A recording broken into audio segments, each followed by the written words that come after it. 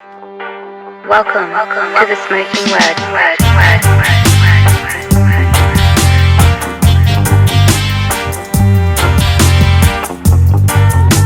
Welcome to the Smoking Word. Yo, what's up, everybody? Guess who's back?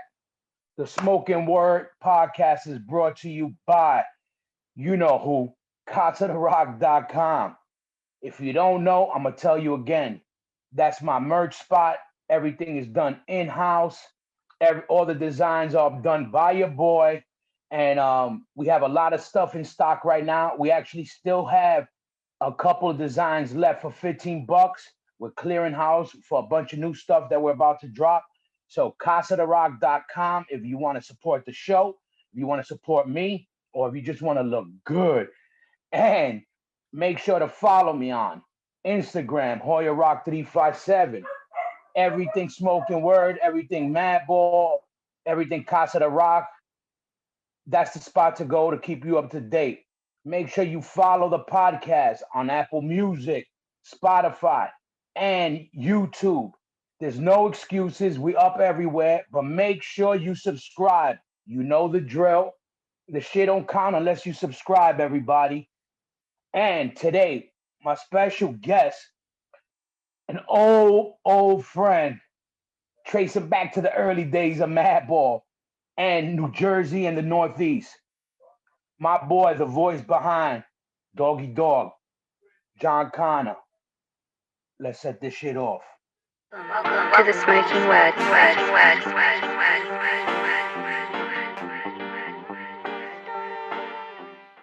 There he goes. There he goes. What up, Rock? Yeah, I hear you and I see you. What Hi. up, John? Awesome. Hey, how you been? Good. You set up on your side? Yeah, I'm set up, man. I'm comfortable. How you? Good. What up, everybody on fucking Johnny's side? What up, Smoking Word? Yo, what's up, bro? How you been? I'm all right, man. I'm blessed. I'm alive. I got my health. We're all missing something right now. But Yeah, I feel like I'm happy. To have what I have. Grateful. yeah, no, definitely, man. I'm glad I got you on. I've been wanting when I relaunched this shit. You were one of the first guys that I had on my list anyway. Actually, we talked about it for a while, but I was like, you know, we have a lot of history, especially with like if you liked it or not, you got a lot of history with Madball for being that. I know you know what I mean, but our first U.S. tour was with you guys in Downset. We'll get into that, but so I was like, I got to get John on, and you're doing your hustle now too, so which I was glad. But what I wanted to tell you, so I saw that you were in Ireland. Let's talk. Let's start with that. You want to What's up with start with Ireland? Ireland? Yeah, man. I'm a child of immigrants. My mom and dad are both naturalized. They came over to America. They eventually became citizens, but mom and dad both born in Ireland. And I know you were getting on me in the DMs about milking cows, but Yep. Yo, shout out to Blood Clot and all you vegans out there. that's that's my mom's family history. My mom is one of Oh, eight kids that survived. Her father died real young, so they came up on a dairy farm. The same farmhouse where moms grew up is still there, and oh, two of the sons are working that land. And back in the day when I was a kid, mom and dad used to take me and my sisters over every summer. So that was just part of my life, just being on the farm, working the land, and being around the animals and everything. And I know if you were following my stories when I was over there, man, it was just like just getting home and getting to that earth and getting to that quiet place really just helped me, get recharged and catch that vibe, absolutely. be grateful too, and just know how much kind of my just being around my roots and being around my family. Um it's you don't have the inundation there as well. I mean, right now COVID's exploding over there, so a lot changed in the 8 weeks or whatever since I've been gone. But when I was there, they weren't having cases. It was almost like normal life, so that was a nice place for me to recharge, spend some time with mom. I was there for 5 weeks, and there a little bit longer than I had planned on being because my mom had some surgery and it's taken her a while to recover, but she's on her way back. And Good, good. That's the main thing. Good. No, and that's dope, man. A lot of things about that is dope. One, that you were still able to get away at a time with this whole COVID shit was going on. Cause I was even like, yo, are you allowed to get out there? You remember I wasn't sure. right, Obviously, I knew you had to have family there, but I didn't know it was still open like that for you. You know what I mean? To be able to go during that time. it's not now. My sister was trying to go maybe Oh, next month or something if she got the vaccine or mom got the vaccine. Mom said, like, you get fined for being out of your house. You could catch €100 fine just for being out of your house for the wrong thing now. So Ireland's been very serious and their numbers were really good up until a point. But, the holidays exploded everything. And and the Guinness started spilling, and then listen, I love the Irish. I got a big connection with the Irish because, one, New York, you know what I mean? They're sprinkled everywhere, and no every doubt. and I don't care if it was every hood, every whatever kind of hood, you had your Irish sprinkle, that was there from the old, the old school. And I grew up in an Irish bar, Kennedy's. It was our neighborhood bar. They were the Okay. bar that let us drink when we were 14, 15 years old, as long as Mike, our bartender, straight from freaking Cork or somewhere. And he used to be like, stay at the end of the bar. You don't know nothing. But he would give us beers, but we all respected, and we grew up with them singing Ireland first and Ireland last. I mean, I grew up in it. So, and then what I loved about it was Madball. We were lucky in the early days to be able to travel there, even not a lot, but we got there in the early days. We got to do Dublin, and we were supposed to play Belfast in the '90s, but they were still blowing up cars in the street at the time, Yeah. so it was still wild. But a whole bunch of kids came from Belfast. I never forget this, and to the Dublin show, which was always off the hook. And I just saw the passion they had. They came from Belfast. They were like, yo, we wish you could come to Belfast, but right now they're blowing shit up in the streets. But we had to come see Madball. I'm getting goose pimples now. And I was like, man, and that shit always stuck with me. And we were able to go throughout the years. We played Cork, we played Dublin, we got to get in there a little bit. So That's I was dope. psyched when you were there. I don't know. I Yeah. got that Irish spring came as a whistle feel when I saw you out there.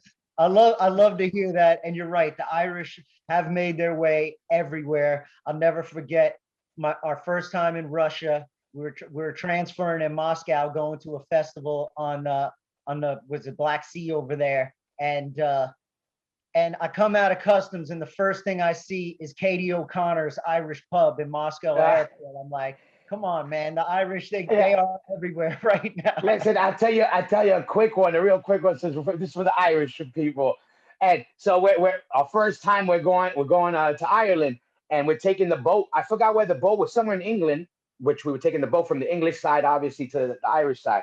Yep. So we're pulling into Ireland, and there's everybody's in the front watching as we enter in the key, and there's this one guy. He's going berserk. He's like, my country, my head, I miss you. And he's going nuts. And we're psyched our first time in Ireland. And we're like, yo, and he's like, buddy, you ever been here? We're like, no, first time, you're gonna love it, bro.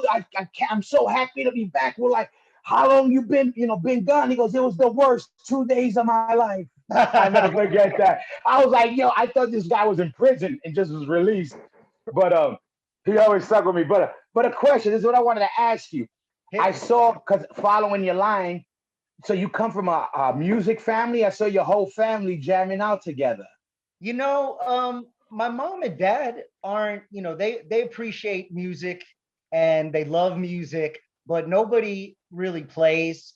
Nobody, Yeah, no, my mom and dad aren't even really like great singers or anything.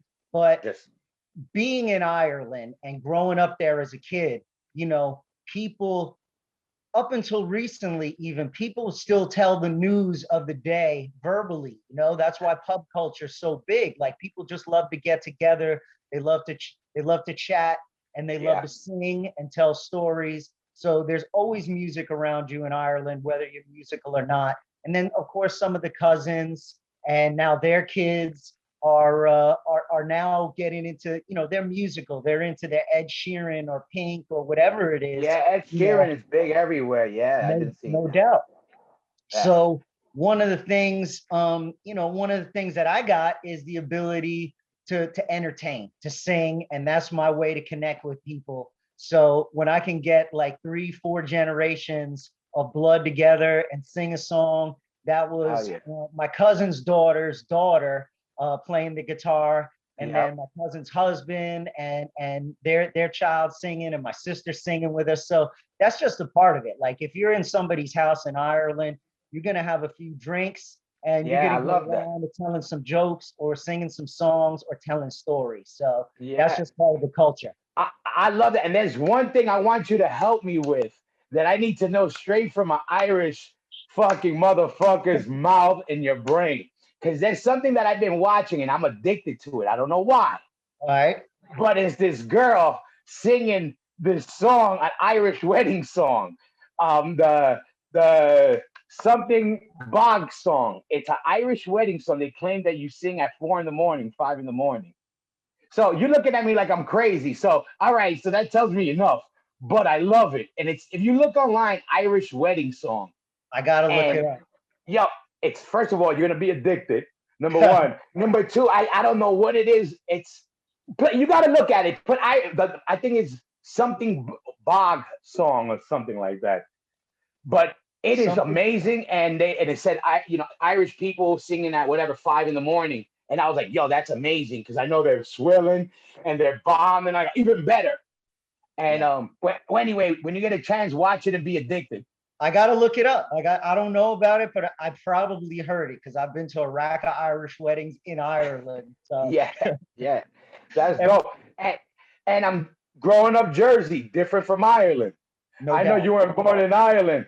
No. What I know you're Northern Jersey guy, right? What Yeah. part of Jersey? What part of Jersey you came up in and everything? So my folks, when they settled over in New York, they were up in the Bronx. So I was Oh, the born in Bronx. Manhattan. First couple of years of my life, I was in the Bronx, just baby style. And then mom and dad moved across the bridge to Fort Lee. Fort Lee. Oh, so you're from Yeah. Fort Lee. Yep. So I was in Fort Lee first, and then they bought the house up in Closter, and that's pretty much where I came up. I moved there second grade, something like that. Yeah. 8, 9 years old, and that neighborhood where I grew up was so mixed. We had Latinos, Jamaicans, Germans, Yeah. all different race, colors, creeds, religion. That kind of helps set the stage for me, just being exposed to a lot of different cultures and a lot of different people and being normal with that. My mom and dad also had the mentality since they were immigrants that everybody was equal. Yeah. They weren't up on some shit, like, Yeah. hey, we're better than anybody. They were like, put your nose down, keep your head Work up, hard. keep your nose to the grind, work hard. And that helped set the stage for me. So yeah, I grew up in North Jersey. Pretty much, middle class. We're a middle class family, upper middle class neighborhood. Yeah. Some of the Yankees and Giants lived in my town or the next town because it was so close to the Bronx. Yeah. Just for the record, everybody out there, it got to be Yankees, Giants, Rangers, Knicks, Nets, Mets, Jets, and whoever else is whatever. They don't even count. But you're speaking my language right now. I'm a Rangers guy, man. I know. I hit you up when you made the Casa de Rock Yeah. Madball shirts with the Rangers logo. I was like, yo, Yep. I gotta have one, man. Yeah, yeah. Now, if shout I out to go, somebody if I'm on ice, if you see this physique on the ice, I gotta rep the Rangers. It's just what it is. You know what I mean? no But doubt. but yeah. So let me ask you this, because you always, you guys, obviously, I met you later than when you were a kid, but you guys always had that. It was a skater, it was snowboarding mix, it was graffiti, it was hip hop, it was hardcore, whatever. What was first out of all that? What was the timeline with like how the evolution of all these The first mixes? thing, being into music, like I said, music's always been a part of my life. So I always remember, like every certain songs trigger memories, things like that. So for me, I was all about it. Climbing, building forts, whatever it was. Evil Knievel, to this day, I still, one of I my love Evil heroes. Knievel. Yep. You guys got a track, no? What's that?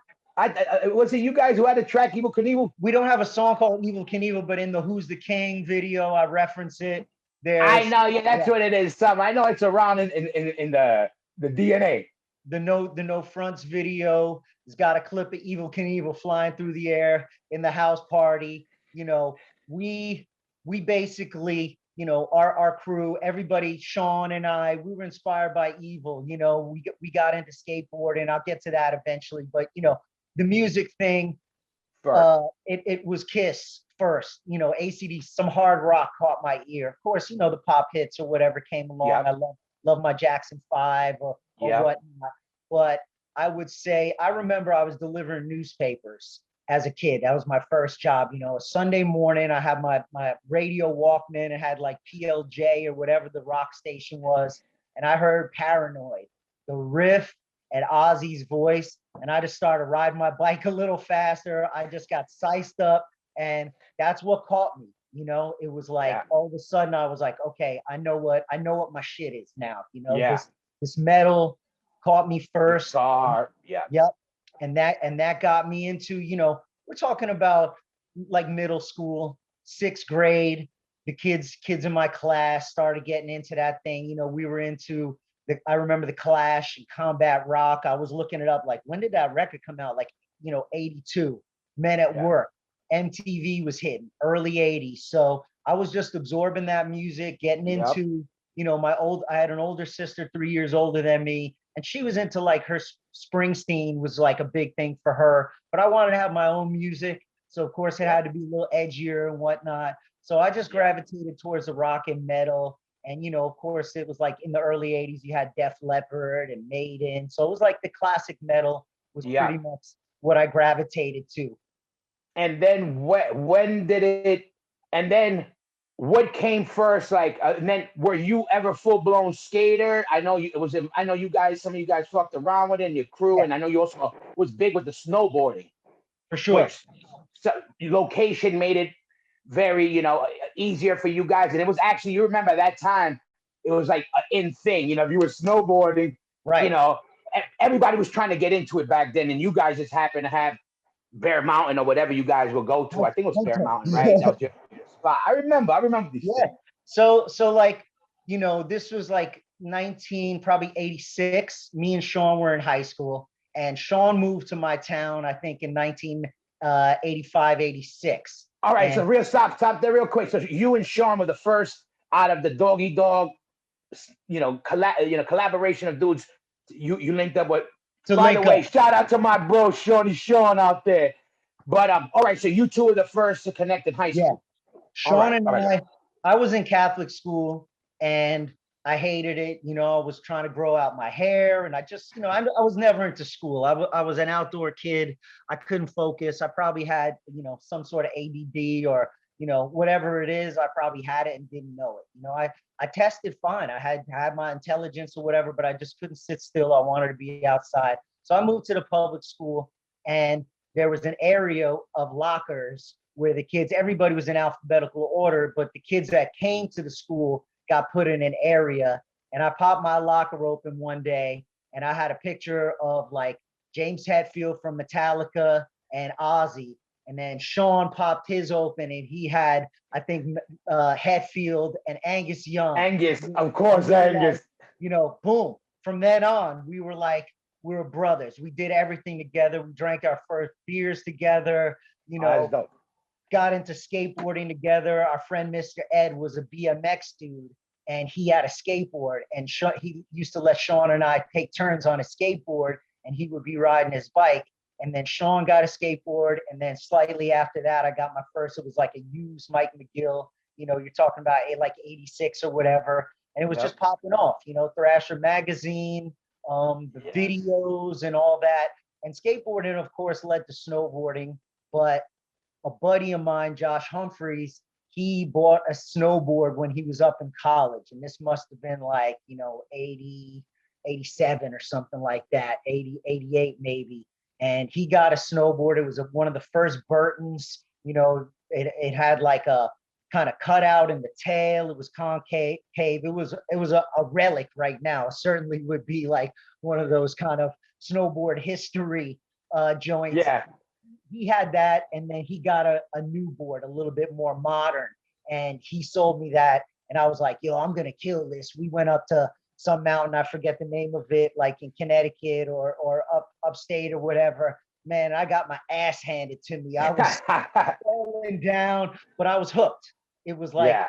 it was on, and this was in the days where mountains weren't even allowing snowboarding.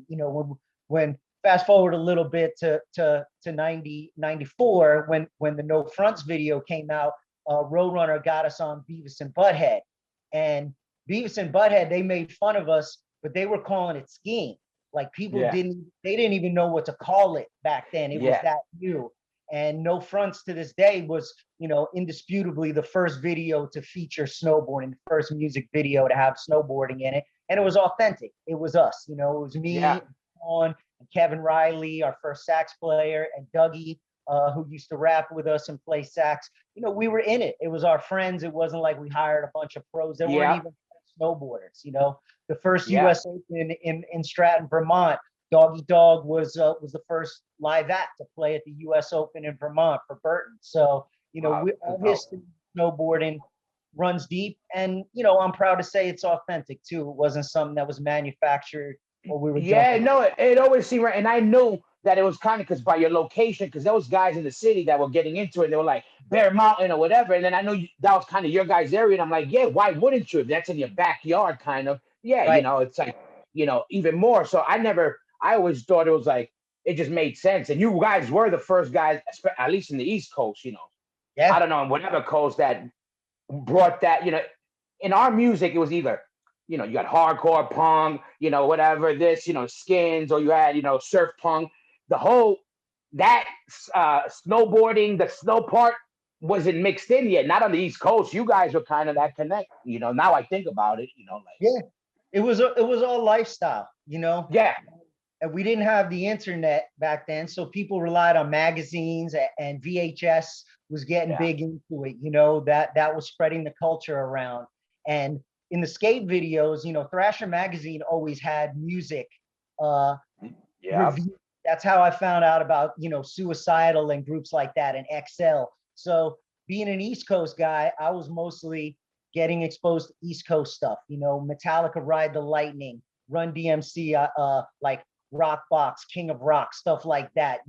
I've said before in different interviews or whatever, but like me and my friends, like we were breakdancing to Metallica and headbanging to Run DMC. It all made Yeah. sense. The cross-cultural thing always made sense to me, and I think it's because of the neighborhood that I grew up in. We had Yep. such a mix. I had all different types of food. I had Indian food, Spanish, Italian, whatever, Jewish. It was just it all made sense. Northeast is a special place. The whole Northeast got that.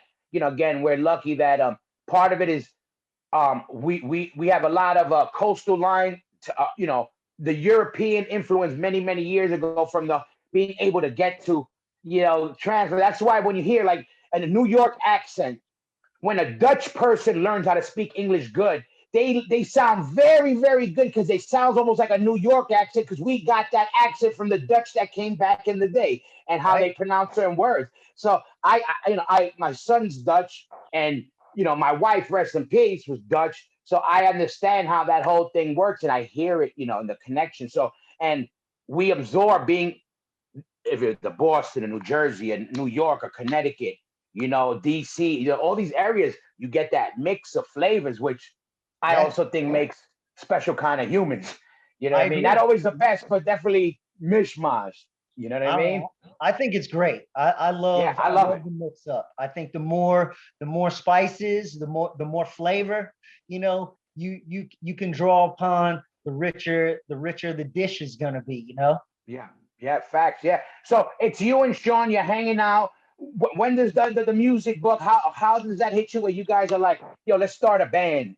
And Well, Sean was playing guitar, and one of our homies, one of our classmates, was a drummer, and he was starting to jam with some fellow classmates, and they were like, Connor, you know the words to all these songs. You know, they were doing Judas Priest, Breaking the Law, and Oz Crazy Train and shit like that. They're like, you already know the words, you should sing. So I started singing before Sean ever got in a band. You know what I mean? Like Sean was my homie, but I wasn't playing with him right away. We were in the same grade. Gotcha. It was probably like same time, like around 1996. The lucky thing that we had going for us was there was a local club in Bergen County that on Sundays they did a kind of matinee thing that started at like 4 in the afternoon or 5 o'clock. They probably had 6 bands or something like that. And this is mostly metal cover bands, but it was all ages. So they allowed kids in there. There were some adult bands as well mixed in. But the first time I got on stage, I was singing covers at 16 years old. So I was exposed to it early. That's where I met Dave Niebuhr as well, because he was Davey. and that I saw exactly. And me and my drummer, the guy who recruited me to sing, I remember we were looking at Dave's band and we're like, yo, they're trash, but that bass player's dope. We should try and get him. Davey. Because Yeah, we didn't have a bass player at the time. We had 2 guitar players, a drummer, and a singer, but we couldn't find a bass player in our town. So, yeah.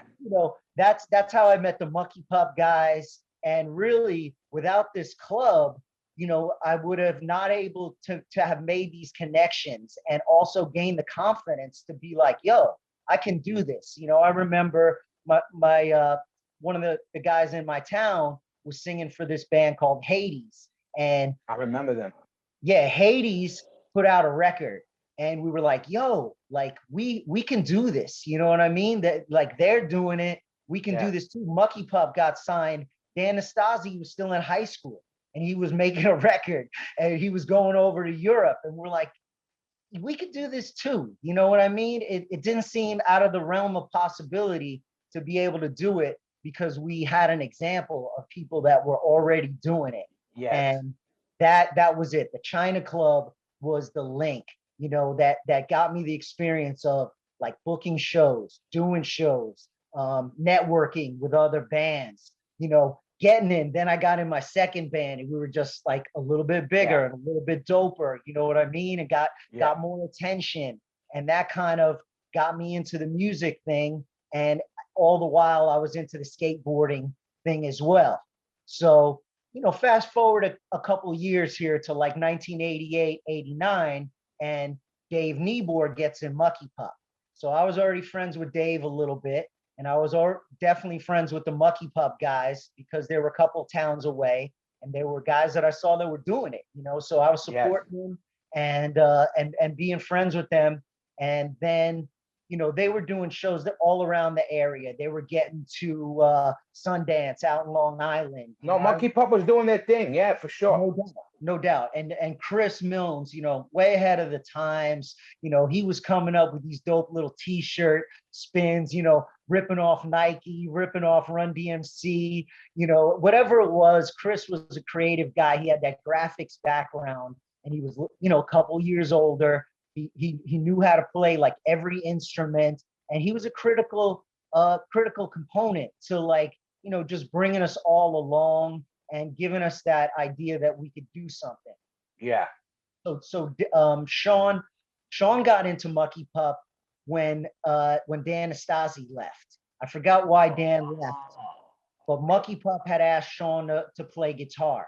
So this was in 1989. It was like Mucky Pup was opening for Murphy's Law. They were opening for Primus, Red Hot Chili Peppers, Bad Brains. I remember going to see Bad Brains at Sundance. I mean, we got to see, dope shows. For some reason, Sundance really loved Mucky Pup, and they were able to get out there and get on those shows. So I remember Sean was playing guitar with Mucky, and they said they were going to bring him over to Europe. So this is 1989. And Mucky Pup had been over to Europe once or twice before on a van tour with a Belgian promoter. And Sean and Dave were in Mucky Pup, and they asked me to go as a roadie. And this was like probably winter of '89. And I had already stopped playing in bands by then. I was deep into skateboarding. I was like, fuck bands, you gotta practice. It's so much discipline. I could just get out on my skateboard. I could get with the homies and go somewhere and do it. I could go downtown to the local plaza and do it by myself. There was no rules. You could do it on your own, you could do it with a group. It was a lot more freedom than being in bands were. So I got out of the band thing and I was into the skating thing. And then Mucky Pup was like, yo, come with us to Europe. Of course I couldn't front on the opportunity. So I went over with those guys. We went around Europe, mostly Germany, Belgium, Holland, stuff like that. Had an absolute ball. Got exposed to like the Deviate guys. So like Danny Deviate and fucking Phil from Mental Disturbance and Lawrence, Ice Cream Lawrence. So Larry. Larry, exactly. Started hooking up with the Euro crew, MAD. Kind of getting exposed to those guys. MAD booked the first Dog Eat Dog tour that we did in '93. But just to backtrack a little bit, 89 and 90, I went over with Mucky Pup. And of course, I don't play guitar still to this day, no bass, no drums. I was like the worst roadie to bring, but I could hang the banner, I could sell shirts, I was loading up the funnels, loading up. Yeah. I was a party guy. So Chris would put me on stage and we would cover Murphy's Law, Cavity Creeps, or Crucial Barbecue. So I was kind of like, the party starter dude. Sometimes I'd open the show. Sometimes we do like an encore and I'd come out and do a song. So got the juices flowing. But one thing that I can't neglect that kind of set the stage for Dog Eat Dog was I had heard the Urban Dance Squad album, Mental Floss for the Globe. And that really opened my mind to the possibility of a band doing a lot of different things. I was already into hip hop and funk and reggae and just anything really. And when I heard Urban Dance Squad, I was like, oh shit, they're like, he's rapping, they're singing, there's heavy parts, there's funky parts, there's movie drops and keyboards and whatever. And so when Sean and Dave split from Mucky Pup and asked me to start a band with them, I was like, we got to do something different. We're all into hardcore, we're all into metal, Dave is a heavy soundtrack guy even to this day. And Sean loves his blues and AC/DC, yep. Like, let's go wherever we want to. We're not going to be just one or two things here. We got to be wherever our hearts go or wherever our creative muse takes us. We got to follow. That's one of the things that I really was adamant about as far as Dog Eat Dog. Like, we got to try and do something new, try and do something that's going to satisfy this itch to do everything. Okay, well, let me ask you this. What I like, what you kind of already said with Urban Dance Squad is, and you answered something that some guys I like asking, and some guys in bands don't like answering because a lot of dudes in bands we too much ego. When I say when we start a brand, we all know when you start a brand new band, you say, okay, I wanted to be like Metallica meets James Brown meets whatever. That's not biting. That's not even saying you're taking. You know what I mean? We know that because we're musicians. It means influences and swag and flavor from. So I always ask that, and some guys in bands feel like, no, my ideas came original, organic. Okay, yes, we all know that. My whole point is, what was your, like you just said? So for Dog Eat Dog, if you had to pick somebody else, Urban Dance Squad, and what else was in the Dog Eat Dog pot that you were saying, like, yeah, okay, this is going to be an ingredient in this gumbo? Well, the band started in like 1990, right? So of course we were influenced by what was going on in hardcore. We love hardcore. I think even to this day, everybody that's been in Dog Eat Dog better know some Bad Brains. And if you don't, you're about to learn some, you know what I mean? Because that was a huge band for me, just inspirational. And people ask me all the time, what's your favorite show that you ever went to? And It was my 18th birthday, July 13th, 1987. Bad Brains, Circle Jerks, Leeway, and Living Color. And, Jesus and Christ. that was fire. I mean, you want to talk about front men? It's like HR, All of them. Keith All of Morris, them.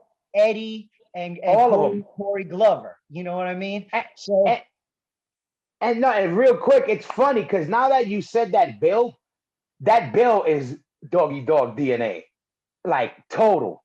yeah, me and Chris Milnes, I'll never forget. He took me in his little Honda CRX. The two of us, we went out there and saw that show, and that was just a life changer right there. You know, Yeah.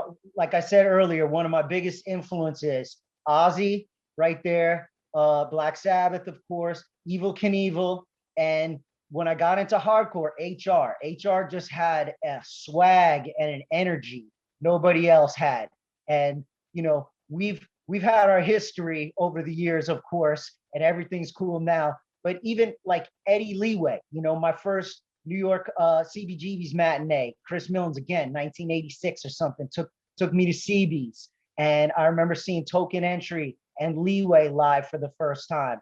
And I love the way that Eddie carried himself, the way he was on the mic. It just, he wasn't screaming into the mic. He didn't have like Tim Chunks, for instance, you know, had a more gruff voice. Eddie was a guy that I could relate to. He was a little Swaggy bit guys, yeah, swaggy style, definitely.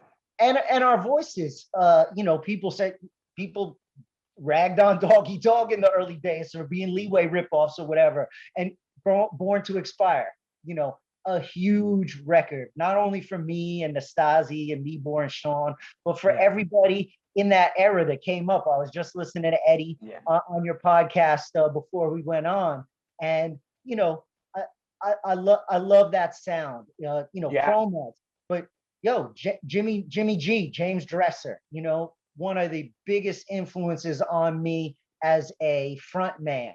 Just the way Jimmy could carry a show, and even though the spotlight was always on Jimmy, he always made sure to shine it around the room, on his band, on people in the audience, the way he handled himself. And you know, I was at the Beastie Boys first tour at the Capitol Theater in Passaic, you know, seeing you know, Mike and Ad Rock and MCA and those guys doing their thing in 86 or 87, you know. So just being exposed to all this different style of music, all these different entertainers as well, helped shape me, and also Doggy Dog. You know, I wouldn't say there was definitely no, you know, we're trying to be a cross of this or that. Of course not. It was literally more, we just don't want to be categorized as any one thing. We were more interested in blowing up the box than fitting different components into the box. Later on in Europe, they categorized our style of music as crossover. You know, you hear that term more in Europe, but it's a fair assessment because it's a crossover, a lot of different styles. But it definitely wasn't an intention of just being rock and rap. We brought saxophone into it because we dug Fishbone. Fishbone was hands down one of my favorite bands and the most energetic bands you could ever find in the late 80s, early 90s. They crushed everybody. Everybody in the band could sing. Everybody was doing something and was as important as the front man was. So a lot of different influences. No, and definitely it's funny. You reminded me of that whole how the Leeway Doggy Dog comparison back in the day, that whole little shit. And it's funny because that was also the era of those type of shit talkers. Because for many, many years, especially in those days, we were called Baby Agnostic Front. So people wouldn't even say Madball. They go, oh, Roger's little brother band. We had that during those early days. Sure. So I know what it was when we're like, no, they're a huge influence on us. But no, we're not AF. Some guys were in it and influence, but we're trying to be our own animal. You know, we're like, Freddie's not Roger. You know, no matter what, you know, who they came out of, they're two different humans. And early on, they were like, oh, that's Baby AF. And we're like, we're not baby nobody. Yeah. You know, like, and then, but it was at that time, it seemed, you know what it was? It was, man, thank God there was no internet then. Then all those motherfuckers would be talking mad shit, right? Troll City, right? Troll City. Yeah. Oh, yeah. The cool thing is, in the longevity for all of us, thank God, and that people are still alive and around long enough that to see things come first, full circle, that the guys Yeah. in Mucky Pup got pulled up by people like Leeway and Yeah. Biohazard and all that. Yeah. And now that, after all the years, it's nice to be able to, be friends with AJ and Pokey and Eddie now and know, Hell yeah. all of that is in the past and everybody's cool and it's all love. And I can understand too, people put a lot of time and effort into it. And then you see, bands kind of coming somewhat out of nowhere and getting light and getting that attention and getting that, exposure. And you're like, damn, like I've been here, what about Yeah. me? So, I I mean, could we're see. all allowed to feel like that, but at the end of the day, that's some kid shit, and we got to get over that. You know what I mean? At the end of the day, everybody got to worry about themselves first. How to make themselves into their 2.0, not Right. be your 2.0. I got to be my 2.0. And You that's the said, thing what Madball always did. We always did our own thing. You know how many bands we took out on tour that ended up taking us on tour? right. We got no shame in our there's no ego. We know what we've done. And we get mad respect and love because we always respected everybody. And we always, and I think the people feel it. We do everything from our heart, if you like it or not. And we rep our shit 1,000,000,000%. And people know when you're legit. You know what I mean? I think people could feel when you're real about something. You know what I mean? And I You know do what? like exactly what you said, like talking about Dan and other old school guys popping back up. I love it because it also shows all these fake old school motherfuckers that love talking about the old school and talk shit on the new school, yet you haven't seen them in 20 years. And when they were around for 2 years, and yet they want to talk about glory days. I'm so tired of that bullshit. We all show love and respect to the OGs, and we Yeah. always will. But we were also those new guys that were hated on. You and we were, Yeah. so we also know that. Right. Well, so It's just a matter of like longevity. And if you've been around long enough, you establish yourself, like we were talking about influences at a certain point, you may be a combination of your influences, but at a certain point you find your own voice and yes, you find your own lane and you're not worried about it. Like I remember in the late 90s, early 2000, when like Kid Rock and Limp Bizkit started popping up and all this and Linkin Park and all that. And people like, oh, aren't you feeling some type of way that these groups like, jumped on your sound? I said, it's not our sound. They're doing their own thing. We're doing their own thing. I'm happy to see people having success. If they have more success than us, then that's just what they earn and that's what they deserve right now. And funny enough, full circle again comes around. We're playing a festival and with Limp Bizkit and those guys, Fred or whatever, checked us out. Like these guys are dope. Next year, we're opening, doing shows with them, and they treat us like family. So, if I would have popped off 15 years ago, whatever, who knows? Maybe that opportunity doesn't come up. But yeah, and stay humble. I'll say it here too. Shout out to Fred Durst and Limp Bizkit. I don't give a fuck about all you hater motherfuckers out there who talk shit because I'll tell you this. I wasn't the biggest fan of Homeboy like everybody in our world was when it came out. But the fact is this, a good friend of ours was working with him, and AF was playing a show in Europe, and Limp Bizkit was playing. He goes, "Yo, AF is playing," and my boy looked at him like, "What you know about AF?" He goes, "Yo, like I grew up, He's not saying he was a hardcore kid, but like AF, Slayer, whatever. Let's go check him out." He went, checked him out, blah blah blah, and then my boy Big Chris, shout out to Big Chris in Omerta, gave him a tape and said, "Yo, check out. This is Madball. This is Roger's brother, because obviously that's my brother." Fred was like, "Yo, this is dope. Yo, you think they would be down to play with us?" Right? Freddie talked to him. 2 weeks later, we're doing fucking arenas with them in Europe. So, and I have guys that we've been on labels with for 20 years that got gold albums that every time we're in town want to jump on stage when we're in their town and they want to do the press picture, but never took us once on any stage. There you go. There you So go. and Fred was just saying, "Yo, blah blah blah." It was Madball, Corn, Limp Biscuit. That's it. We got mad love from the crew. We weren't jerked on sound man. We had the lights. You know how it is, yo. And after that, I was like, "Yo, this guy gave New York hardcore a chance to be fucking to rep the right way. No, none was ever told us how to do it or how it was go." Yeah. So I, re- I shout remember out to those dudes, you know. I remember when you guys got on that and you had came home from that. You guys were playing the Pinch in a basement in DC, and I was like, "Yo, Yeah. you just played London, the London O2." I was like, "You gone from a stadium to the basement in DC," and you're like, "Yo, I like this shit better." Yeah, because it's your element and whatever. It was dope, And again, Yeah, my point is just a guy. What we weren't bringing, selling all the seats for the Corn and Limp Biscuit, or we weren't. They weren't lose. They could cut us off the bill, and they wouldn't lose nothing. right. Fred liked it. He said, "Yo, I like it. I want it. I want you guys to do some shows with us." Boom, done. We have guys that are in our same world that when we were the new band and they were the band able to take us out, that gave us no love. I don't hate and I don't names, but you know what we did? We decided to do our shit on our own. Madball did some of our early tours were full American tours with local openers every night.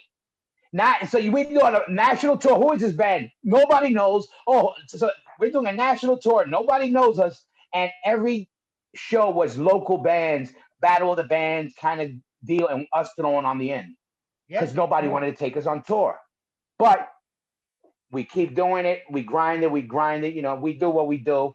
When you live it, is what you are. This is what we are. So, like it or not, they're stuck with us. that But uh, that Limp Bizkit tour was the first time that we had supported a band in over 20 years. And those guys showed us love. Fred's brother did lights for us every night. We didn't have a budget. We didn't have money for that. He did yeah, it for free. Fred brought me on stage every night. You know, nothing prearranged. He just handed me a mic and said, "Yo, let's." I was standing on the side of the stage drinking a Guinness, and the sound man handed me a mic, and next thing you know, I'm up there doing "Killing in the Name of" with him. yeah, And now every time we see them, he's like, just I get that mic, and yeah. you didn't have to do that, man. So Exactly. And yeah, that's dope. And again, it also, they're showing respect to guys like us, even if they didn't know when we were first right, ignited as bands, they recognize the love. yeah, That they don't those guys got nothing to gain from taking you or us out. But straight up, they got some straight up love. They like what we're doing. Hey, yep, fuck it, let's go.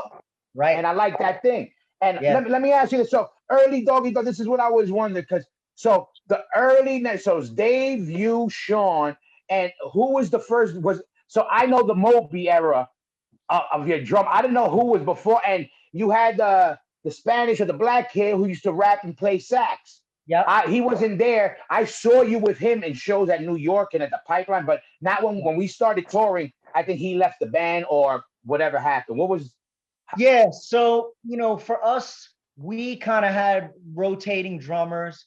John from Mucky Pup was with us doing demos, but he had Mucky Pup, he had work, he had other stuff. He was like, "I'll help you guys, but I can't be in this band." Um, and it took a while to find even like to get us to the Mopey phase. So we had different drummers. Our sax player was he started out as just a friend. It was one of those ideas. We wrote this song and we're like, "Yo, this sounds kind of like burlesque or something. Let's put some sax on it." And we yeah, put sax on it, and then it was like, "Oh, that's not sounded kind of cool. That's dope." And then next thing you know, songs like "Who's the King" started getting written, and No Fronts with the sax and everything. So Doggy Dog, like Dan Nastasi too. Like he was in the band, but he had a full-time job. He was already out of Mucky Pup again, I think, at that point. But he had his dad's company. He got married. He was getting married. Getting ready to kind of start the career stuff. So we kind of had rotating members, and it was always Dave, Sean, and I. That was we were the fathers of it. We started it. And we had different guys like Scott Mueller. once we got into the idea that we were going to have a sax in the band, Yeah. we had Scott. We knew we wanted to have a guy who could really play sax. And That's he was in when we started touring together, right? yeah, That was that. in 95 with the down set and everything. Yes. So like 94, like Doug Wilson, he was rapping and playing sax. Doug came over when All Borough Kings came out. Doug was with us in 94 when we were on the Biohazard tour. And that tour, we were on that tour in the spring of 94, and Dan Nastasi got married. So he couldn't come on the tour. He was planning a wedding and getting married. And Sean asked Paris Mayhew to play guitar. But Paris was always going to just be a live guy. He played with us for about a year or so. And we went with Mark de Baker, a Belgian guy who we knew from Mental Disturbance. The muscles from Brussels. he played in Mucky Pup on bass. So we already knew, we were touring a lot in Europe by then. And we asked Mark, hey, you can play guitar as well. Do you want to join? We want you to be in this band. We want you to contribute. It's not going to be live only. We want you to be a member. I think Dougie ducked out right around that time, kind of in the winter of 94. We were doing our first headlining tour in Europe. And Doug, when we finished that, he was like, I can't do this anymore. I need some more stability in my life. So Doug left, and we were down to just one sax player, 2 guitars, bass, drums, and myself. So that was that's where we linked up, because that's why I started off the episode saying, the history that you got. Our first US tour was Madball, Downset Doggy Dog. That was our first time in a bus in America, our first time touring America, on a package. It was right. Oh, and we had a blast, it was a fucking, I remember that tour vividly because, again, being my first US tour, and, we got to play CB's. We played CB's many times, but now CB's is gone and we were able to play it. I remember having the bus roll up in front of CB's and we're like, nigga, yo, this is crazy. Yo, we had the bus. This is how crazy it is. On that tour, the bus picked us up at Freddie's Squat, where Freddie lived. So the bus was worth more than the squat. And then we took the bus from there to Stigma's house on Mott Street, and then we started the fucking Downset Doggy Dog tour. I think it was in Peabody's, I want to say, was the first show. I almost remember and I remember smoking the biggest spliff of my life back then, but that's another story. But we were into CBDs. We went to CBDs before CBDs. Yo, I remember that, like pulling up to CB's and having 2 tour buses outside. And we were like, crazy. Yo, man, this is incredible right now. Just the vibes of that tour, because we shared a bus already a couple times with Downset by that point.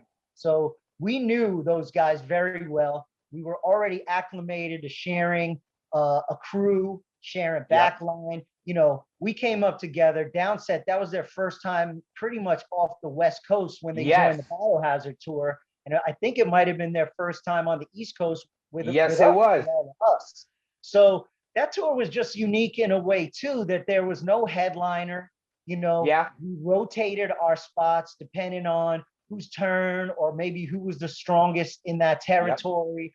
There was very little egos. Guys, we shared the same crew. We shared the same everything. We were a unit, 3 bands, young bands, and just out there having fun. I remember our driver used to call y'all bus the ghetto bus. The ghetto bus, yeah. I used to Bones was our driver. I would get on the CB and I start talking shit. And I remember being like, the ghetto bus, we were, and of course, Sean, we ended up hooking up with you guys. The minute we met with you guys, obviously we all got along. All of us got along very good. Sean was living with us day 2 for the rest of the tour. Sean was part of our bus. That's how Sean always did. He couldn't wait to get the fuck off our bus. Whether it was Biohazard or Clutch, Ugly Kid Joe, it didn't matter who. Sean always was gone, but it created more space for us. What I loved was waking up and seeing them pass out in the living room. So to me, I was like, I need to see that in the morning. That's why I was almost like, yo, Sean, we're leaving. And I was like, no, you're in our bus. Like, that's just a wrap. You're part of this.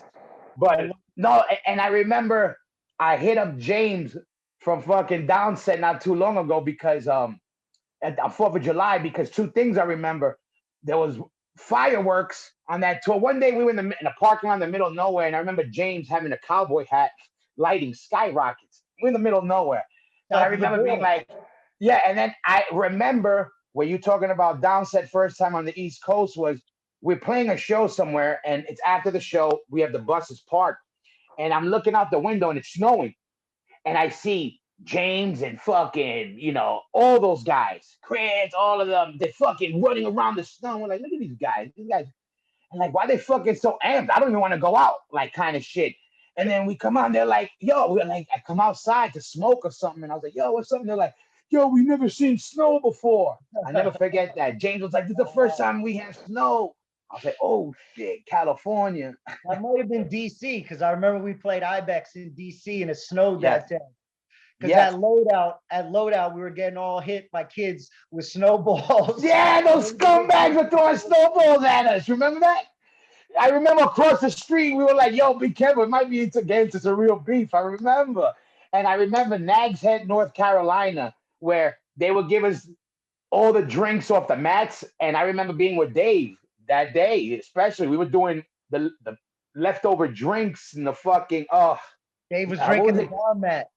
the bar mat, and it was at the Mad Monk. I remember. Stigma Great time. still calls him misery knees. Misery knees, yeah, because I remember that Davey Misery knees. Yeah. Same thing, the muscles from Brussels, that was the stigma, a Everybody- stigmaism. But yeah, no, good times, man, and it was a cool time. Even again, like I don't hate on all the new bands. I'm not one of those guys either. But I think it was still very at that time, like everybody still had their own style. It was still so different from each other. You guys from Downset to us, it was like everything was so different, but it made sense. You know what I mean? It was dope. Like Yeah, dope it was. time. Everybody had their own lane, and it really felt like probably too for us being Roadrunner and also being Howie bands. There Yes. was an automatic connection. It was like I could not like you guys. You know what I mean? Yeah. Like, Yeah. And And put together by guys like Howie behind it. He's like us, that's why he loved our bands. He comes from that mix. He got it. He understood it. And Right. fuck it. And especially with you guys, another thing that's very special and a very historical moment for Madball is one for you guys, and even I got to see it for you guys was Dynamo 95. right. Like for Madball, it was still our biggest show to date, still insane. But I got to see your guys' show that day, which was I could honestly say the biggest, craziest show I've ever witnessed with my own eyes was the Doggy Dog set at Dynamo 95. That was Yeah. what were you thinking that day? Like you've done cool shit since then. Has anything ever compared? That's what I wanted to ask you. It was different. We were over in Europe kind of warming up for that, and I remember Stefan from Roadrunner Holland we were in the office beforehand, a couple of weeks or 3 weeks before, whatever it was beforehand, and he was like, yo, this Dynamo show is going to be big. Like, this is a show like that could like put you guys on another level. Like, is there something special you could do? Do you have an idea? Any kind of, gimmick or Yeah. And I was like, I was just whatever, just on the spot. I was like, get me a surfboard and maybe I'll bring a surfboard out on the crowd. And I went to Dave Niebuhr's girlfriend, Kim, went to Rhode Island School of Design, and they had Club Baby Head up there. I'm sure you guys played it over the years, right? Love In Baby Providence. So I while she was in college, Sean and I used to go on skate road trips all the time. And there was a skate park up there. So we went up, we were going to go skating, and we were going to go see the Mighty Mighty Boss Tones at Club Baby Head. And one of the opening bands was like, I guess, a surf punk band or surf whatever. And the dude got up, I think he was either on a surfboard or on his bass case. It was the bass player. And he rode on the crowd on the case. I was like, okay, that's dope. So I kind of put that away in the back of my mind. I told Stefan, yeah, maybe I'll jump on this surfboard. I'll never forget, we were in Paris the day before. We get to Dynamo, I'm waking up, I'm coming out of the bus, and somebody from Roadrunner's like, yo, we brought you this surfboard. I was like, oh yeah, okay, cool, like whatever. And they're like, should I bring it over? I was like, okay, cool. And they brought it over, and I had told them, the only thing I told them was make sure the skeg is off the bottom, because I didn't want anyone to get hurt. So somebody spray painted the board with Doggy Dog and drew this shitty crown on it. I was like, oh, that's corny, man. I was like, why did you do that? Like being into skateboarding and being into graphics and things like that. I was like, oh, that's whack. Why did you do that? I might not even do this now. And they're like, what? Oh no, like whatever. So while the show was going on, we had no idea it was going to pop the way it popped. It was a great day seeing y'all, everybody. Life of Agony, Biohazard. I mean, the crew was there. The Roadrunner was deep. Except Max with Nail Bomb. Nail Bomb, yeah. You know the whole day, right? And we're getting sized up, and of course, we know it's going to be big. But like when Who's the King was going on, and 100,000 people start pogoing, like that shit made my jaw drop. Like we were just like, holy fuck, like people are getting lit in a way we never expected.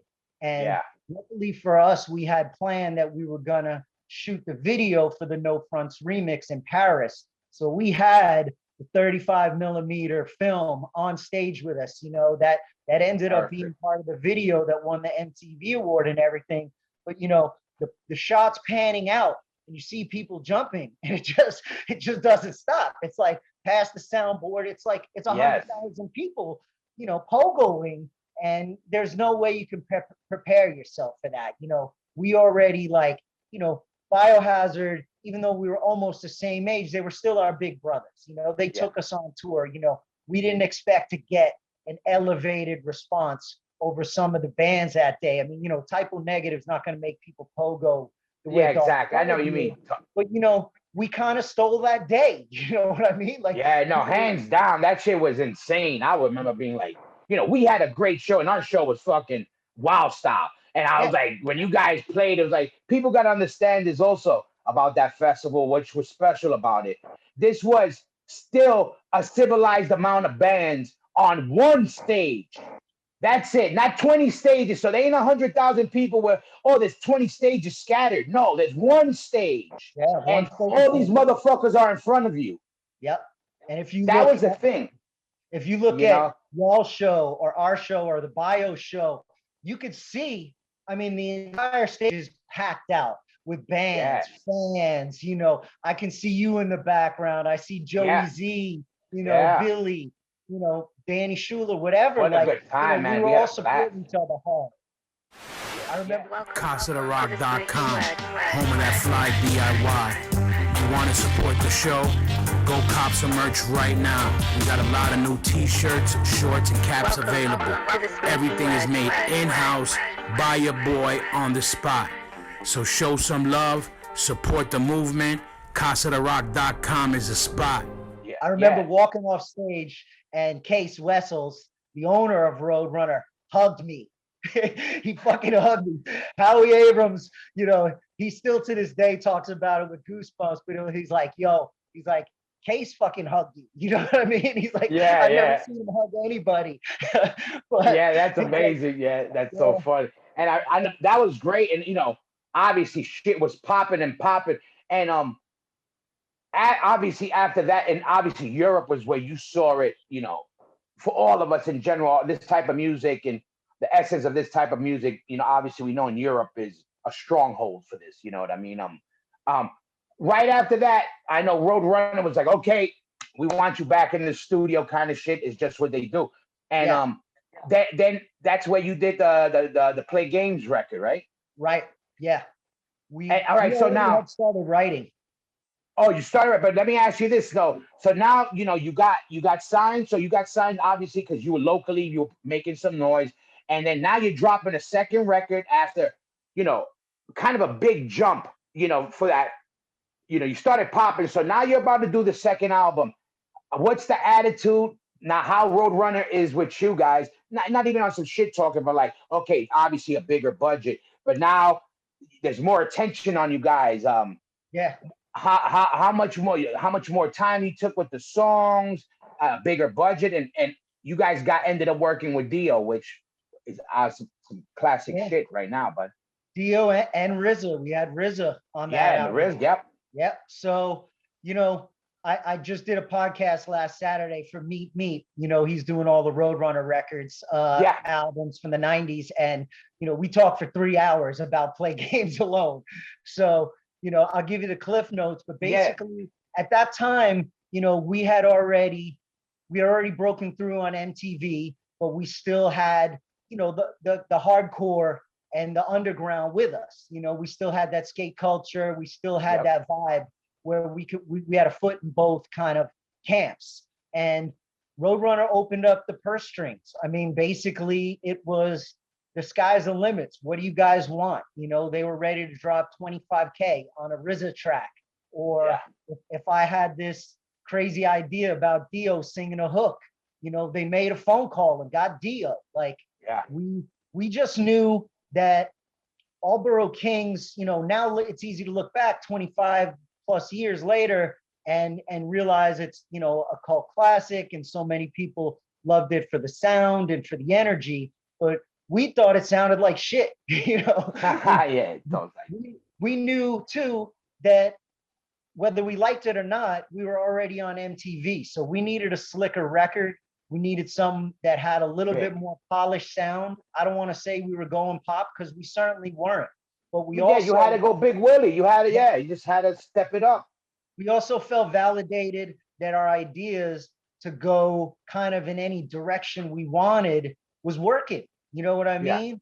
Our street culture, our skate, our snowboard, our hip hop kind of attitude was translating not only in the underground, but through the larger, you know, Yeah. culture, pop culture in the world. So that record was just us flexing a little bit. You know, we tried to write with Dan Nastasi a little bit and capture some of that Who's the King or No Fronts magic, Yeah.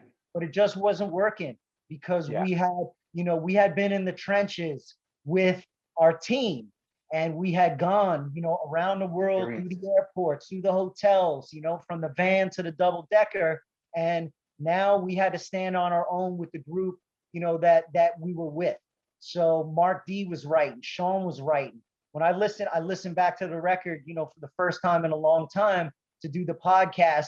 And one of the things that I like to hear on it is how much the other guys were involved with singing on it. You know, a lot of voices. We brought in the guys from Roguish Armament, you know, the homies to rap on a song. So even though we had high names like Dio and RZA, it was still Doggy Dog style. We want to bring people into the party. We want to expand the party and make people feel good. We want to try different things. I mean, we had a song that had like a fucking thumb piano on the record. You know what I mean? We weren't afraid to go in any direction.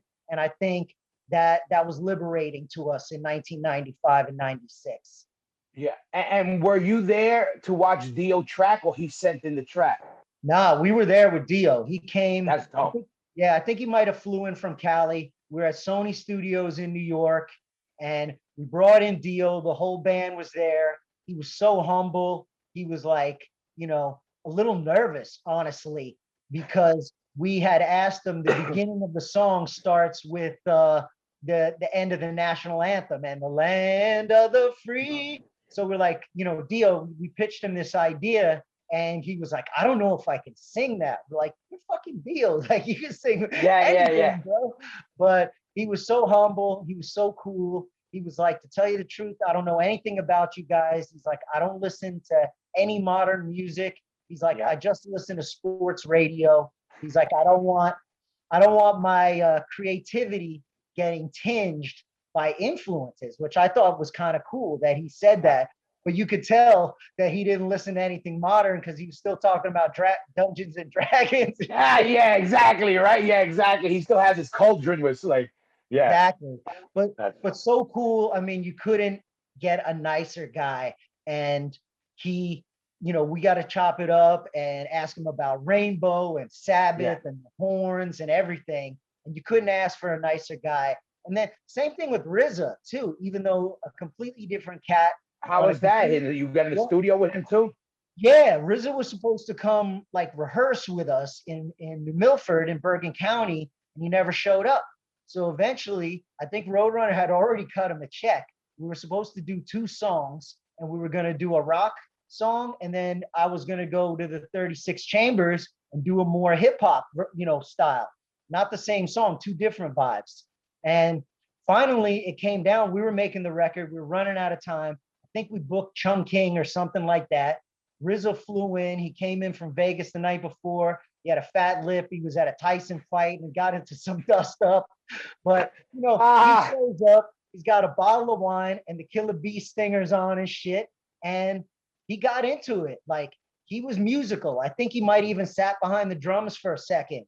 And, then he got with Dave and was like, this is the dark, this is the kind of dark vibe I want on the bass and the guitars, they started bringing their elements in. And, we were jamming. He's definitely a musical cat, even if he can't maybe play every instrument. Yeah.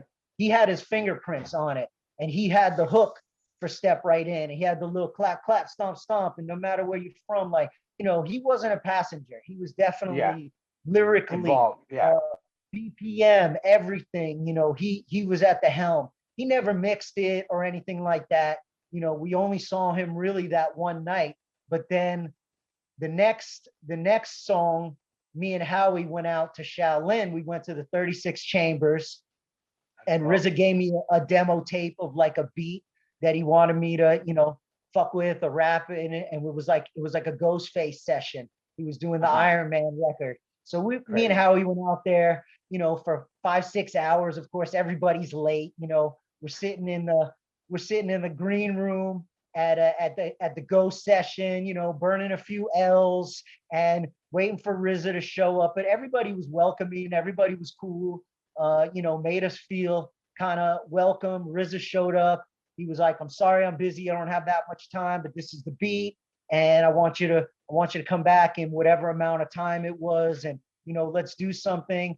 To be honest with you, there wasn't really much to this beat that I could really fuck with. There was no hook or anything. It never went anywhere. RZA got half the money up front and did his Step Right In, and he never got the back end because the second song wasn't done. But in those days, he got a massive check for one song. You know what I mean? And that just proves Roadrunner was down. Like, they were determined to make Doggy Dog pop. They didn't have any idea of what they had. Remember, this was like 36 Chambers was still like kind of just an American thing. Like, it hadn't really blown up even in Europe or worldwide.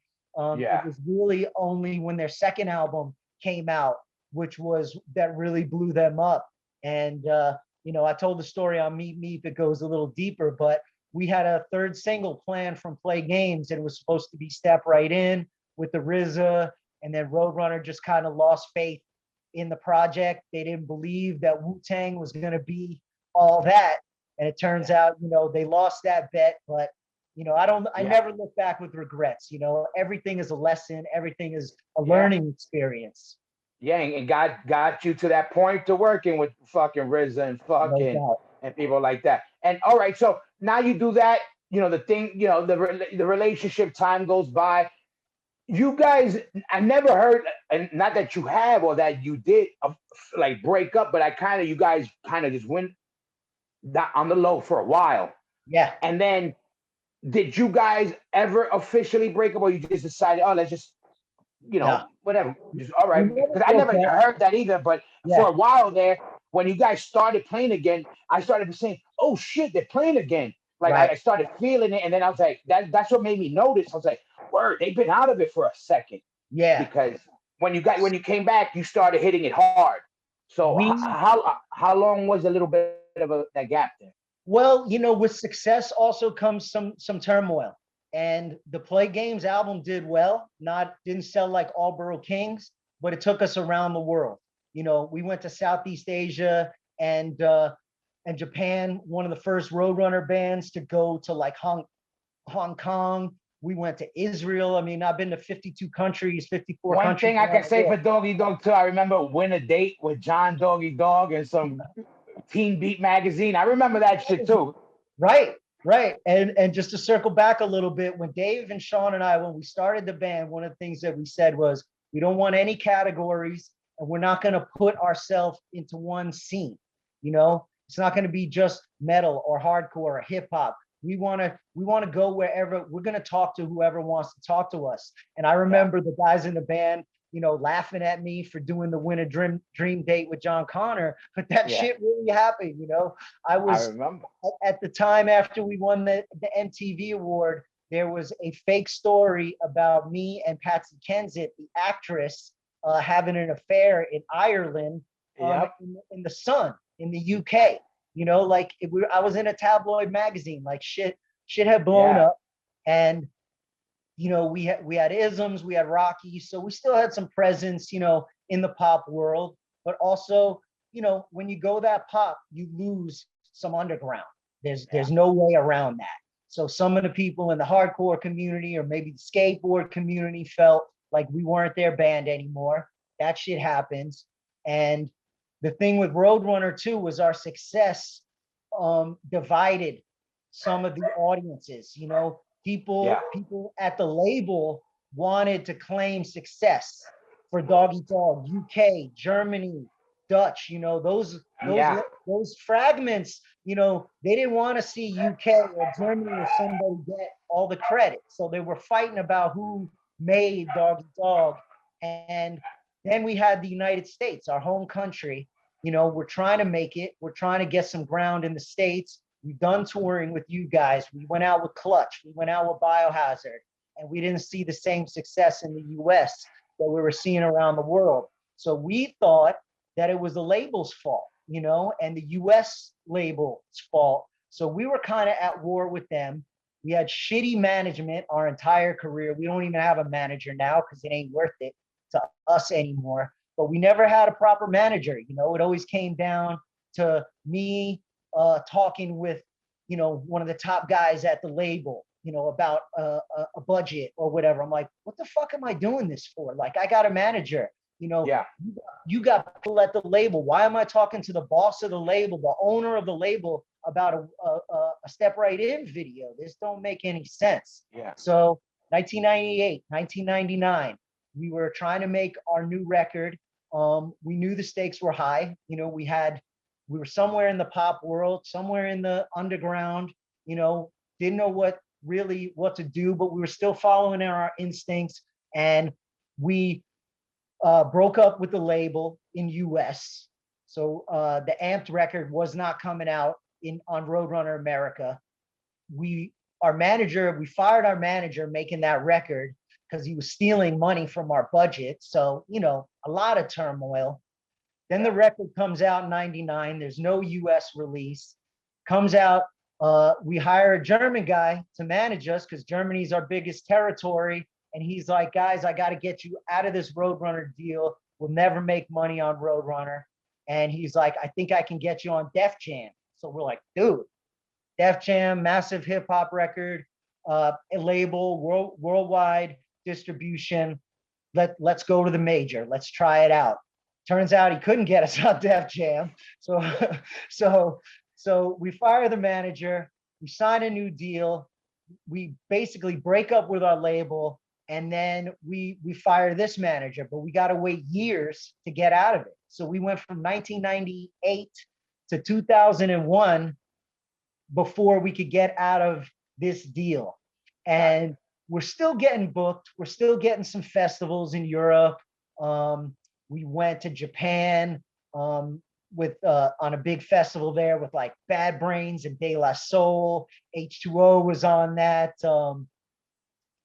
Blink 182, MC Hammer was on that shit. Yeah. So, you know, we're doing spot dates, but we're not touring, you know, we're doing nothing in the States. We're doing a little bit in Europe, and then 9/11 hits and touring stops. You know, we were getting ready to go to Germany to do this MTV party in 2001. 9/11 hits, all shows are canceled, and it took us a while to get back on our feet. We literally had to go back to the underground. You know what I mean? Yeah. We got different booking agents, you know. then we find out our booking agents stealing from us. We're like, fuck, man. You know, it's just like the rock and roll story. You're getting exploited. You're trying to make it work. I started working in 2001. I got a job because there's nothing popping. I'm blowing through my savings. I'm in DC. So I start working at an ice rink. I get a job being a rink guard outside just because I want to learn how to drive a Zamboni. But I get a job, and that spirals into a 20-year, you know, having a full-time job. I got my benefits and things like that. So, you know, the music industry is tearing the heart and soul out of you. And it took us a long time to reintegrate ourselves. And honestly, Hoya, we were doing it just for the fun of it, literally. Yeah. We couldn't really make money, but we were having a good time. We were making a little money. We were paying our bills, but we took the sax out of the band because we couldn't afford it. We got one guitar because we can't afford it. You know, we're showing up. People are like, who's the king? Who's the king ain't fucking shit without a saxophone. What are you guys doing? We're like, we can't afford it. It's either you see the band like this or you don't. We're doing this just for fun. And through those years, what we did was we went underground. We got a new booking agency. We started making music again just for the love. You know, we put the business out of it. Of course, there's a little business because you got to pay for plane tickets and tour buses or vans or back lines, you know, crew, whatever. That shit costs money. But it eventually became more for the love of music and for the fun. And we relearned how to have fun and take the bullshit out of it. And that in turn created more life. And I think people started to see that in our performances. Whenever we did pop up, it was just for fun. You know, we played every little shithole in Germany, every, you know, Austria, whatever, Switzerland. But people were like, hey, this band, maybe they're not pop stars. Maybe these guys aren't doing it. You know, maybe they're not the sellouts. You know what I mean? Yeah. Get older and they start coming back. You know yourself. You start coming back to the albums that you came up with, you know? Hell yeah. So people from 94, 95, 96 are now growing up. They got a little bit more money and maybe they need a night out of the house. So they come see Doggy Dog in Nowheresville, Germany. I'm like, these guys are all right. So we start building it up little by little. And I think people connected to the fact that, you know, our hearts were in the right place, that it was just fun.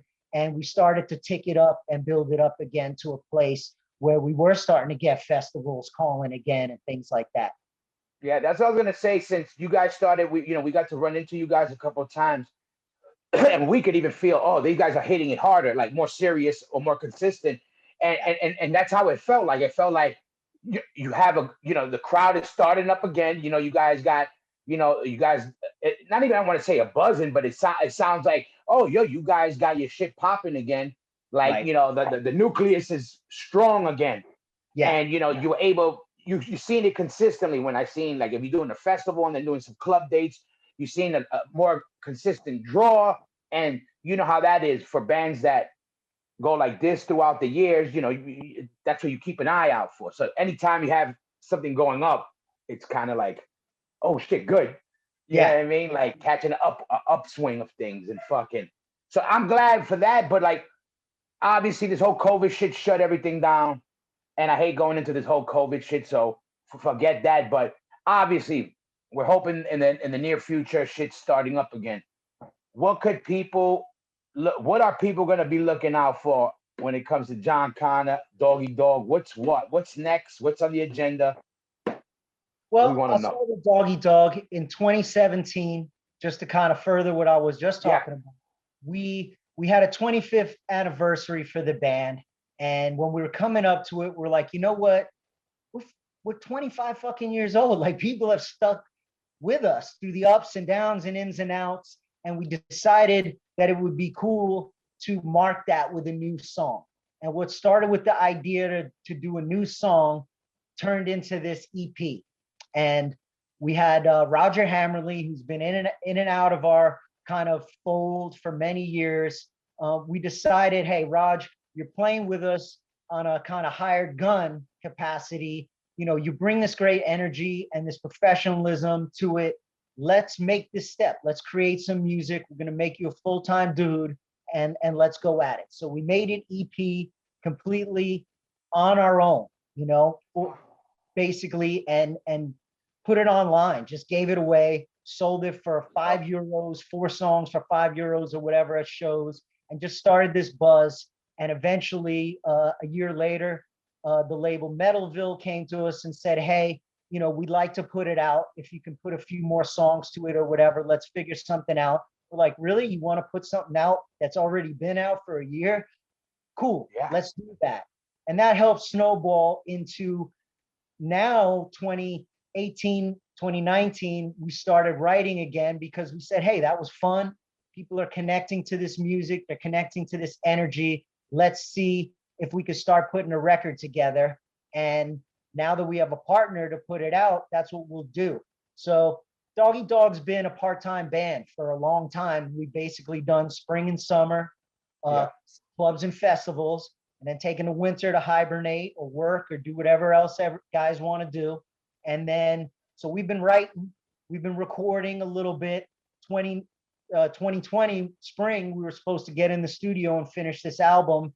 We've been recording in Switzerland. That couldn't happen because of COVID. And, the band's our sax and guitar player in Europe. Dave's in Jersey. Me and Brandon are in the DC area. It's tough to keep a band together, period. I know you guys are spread out as well. So, thank God we have technology, things like Zoom, and the apps and things to share files. So I did some recording in October, some more vocals. We probably have just another crop of songs, maybe another 5 songs that we're still writing with, that we have some demos, loose demos but we're hoping to finish that over the course of the next month. And just to be realistic, I don't think this thing will come out until 2022, but it's my goal to see it through, Yeah. Nothing's promised. We take it day to day in life and in the band. And for a long time now, I stopped trying to pretend that I'm controlling any of this shit. We're grateful for the fans. We're along for the ride, and we're happy to be a part of it, but nobody's really in control. We're just putting our energy towards the right things, our intentions the right way, and that's to put new music out. So over the years, what we basically have been doing is arranging and demoing these songs live. Like we'll pop a song in, a new song, just to test it out on the fans and just to test it out for ourselves and see how it feels. And it's energetic too. I might not even have verse lyrics, and here we are doing a song and I'm just making shit up, When you're playing songs that's 25 years old, it injects a new energy into the live show when you have that kind of like, oh shit, like, I don't even know these parts, but Well, we're looking urgency, the sense of urgency and the fucking It injects life. So that's kind of where we're at. We're working on that. Of course, we got a ton of festivals and shows. We got a few support kind of tours coming up this November. I can't talk about yet because it's not our shit, but people are gonna freak out. It's some bands from the 90s that people all know. The Doggy Dog, I think we'll go over great with. So hopefully that stuff occurs. As far as what I've been doing, on our 30th anniversary last April, I started doing a Zoom chat with the guys in the band, and that blossomed into like a weekly, not a podcast, but a weekly thing just to stay in touch with the fans. And I did that for 4 months, bringing in different friends from bands, talking about different Dynamo. We did a Dynamo episode, just staying connected with people. I'm an adapter. I have to, like all humans, I got to try and figure it out. Okay, if I can't get on stage, if I can't press the flesh with people, I'm going to figure out how to use these tools to connect with people. I miss being on stage. I miss being able to chop it up with other bands, chop it up with the fans and things like that. So over time, I did the Zoom thing and then started taking it more to Instagram and Facebook. Over the years, I just started playing ukulele for fun, trying to learn some different things. Yep, I'm a music guy. So I was always intimidated by guitar. I could never figure it out. I picked up a ukulele because it looked like a toy, and I thought it would be something funny I always liked the bass a little bit better because 4 strings, I could get my hands around it. Not that I could really play, but it was a Me little neither. yeah, it was a little less intimidating for me. So I got the uke and I started just learning songs. I learned more songs, learned more chords, and I just found it a way to connect with people. People like to hear songs, people maybe a little bit of Doggy Dog, but it was more fun just to sing songs that people like, maybe some Irish songs or some pop shit, or flipping some punk or some hardcore songs, reggae, whatever it is. It's just a way for me to connect with people. And I've been doing that. So in January, like I haven't worked in a year. It's going to be a year in March. No regular job, no shows. I'm like, fuck, man. Like, I love spending time with people, but I got to find a way to get some income out of this. So Yes. I'm looking around and I'm seeing people on Patron, on OnlyFans and stuff. I'm like, fuck it. Let me try an OnlyFans. Let me invest in myself. Let me take a step and see who's going to take a step with me. See who's willing to pay for this energy. And I started an OnlyFans like five weeks ago, made it free. I'm up there. I'm providing content for people, letting them set their own price because it, like you said, it's COVID. People aren't working. Some people got it. Some people don't. I'm not trying to like, oh, if you want to hear me chop it up with Hoya, give me $10. No, I'm saying, No, I feel you. Believe me. yeah, The same thing. I'm on the same boat. Same boat. Say what you can, support. Your presence is already a huge support. If you got, for the price of a beer, you could help me out. So I wanted to help myself by giving me a revenue stream while I'm trying to figure it out. And by no means is it paying the bills, but in 1 month, I'm already seeing like OnlyFans is like, yo, you're in the top 30% of creators. I'm like, I don't know what that says about OnlyFans, but No, but no, definitely. It's people like us. We got to stay busy, and doing this. I have been using this phrase that I said. We're feeding the scene, and what I mean, not personally, like, oh, we got what is. We're all investing these bits of time and podcasts and live streams and interviews and doing interviews and watching interviews and subscribing, which all you motherfuckers got to do is subscribe out there. But that keeps our scene alive. It keeps the heart beating while the body is in a coma at the moment. You know what I mean? So people got to understand that. So I like people doing that, and I was glad to see what you were doing.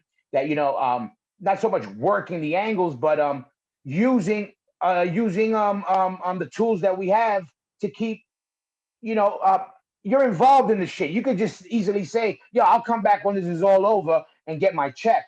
You know what I mean? And throw a Hail Mary, and hopefully people still think I'm cool. But you have and want a connection more with the people. You don't want to be known as that because we have our hearts invested in this. We don't want, this is a piece of us. It represents us, so we take pride in it, and that's why I'm glad when I see guys like we talked about Dan earlier. An old school guy, he's back in the mix, starting fresh, new band, coming at it in the trenches. Like, hey, this is what you got to do. We got to grind. If it means going backwards, starting over. If we love it and you love what you do, that's what you do.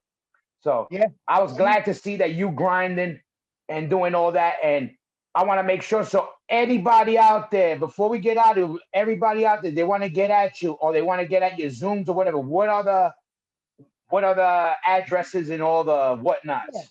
At Doggy Dog Official is our Facebook and Instagram.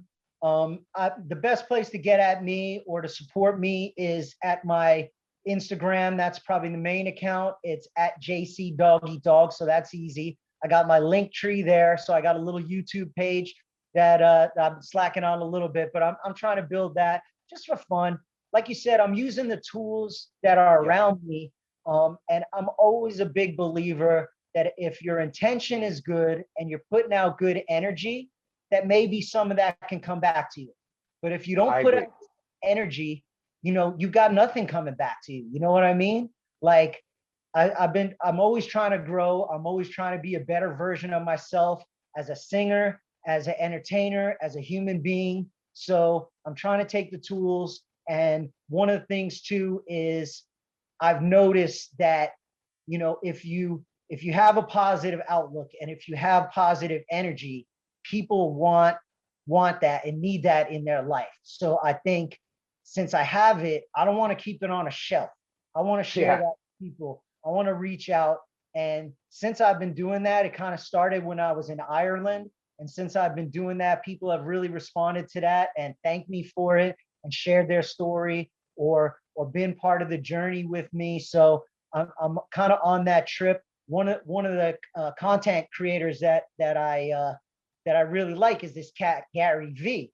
And Gary V is a Jersey guy. He's a hustler. He started, pre kind of Twitter and pre social media, but he was able to build it. And he really talks about that, being your authentic self. You know what I mean? I could come on here and I could try and, talk about every hardcore band or whatever, but that's not my authentic self. I'm somebody that loves hardcore, but I have influences from all over the place. So when you put your real self out there, I think you have an ability to get a real reaction. So that's just what I'm trying to do. If people catch on to it, hit me up at JC Dog Eat Dog. The link tree is there on Instagram. And it's always good to see you, my friend, whether it's at the Pinch, whether it's in Hungary, at a festival, whatever it is, man. And one thing I want to say is that you guys throughout the years have really inspired me on your hustle and your grind. Yourself and Fred have been working really hard, consistently putting out records, consistently putting out quality music, quality energy, and energetic shows. Every time I see you guys, it's nothing but love. And I'm really happy to see you thriving and shining and being successful, my man. So keep doing what you're doing. Thank you, bro. You know what's up? We love this shit. We live this shit. And I know same thing with you, man. I'm glad I finally got you on, John. Hopefully the next time I see you, we'll be backstage somewhere. And you know what's up? I'm actually I got another idea in a future podcast. I'm gonna talk to you about in the future. So we're gonna have you back on later and we're gonna have some fun. I'm here anytime. And if I start doing anything with guests again, I'm definitely getting you on. And anytime, anywhere. We're talking about smoking next time. I thought this was a smoking word, but yeah, you know what? I brought it up real quick about that one thing, but I said, okay, let's just on the next show we're gonna have a real smoke session. But one love, my brother. We'll talk soon. Everybody, the smoking word. We out. Peace and love, man. Peace.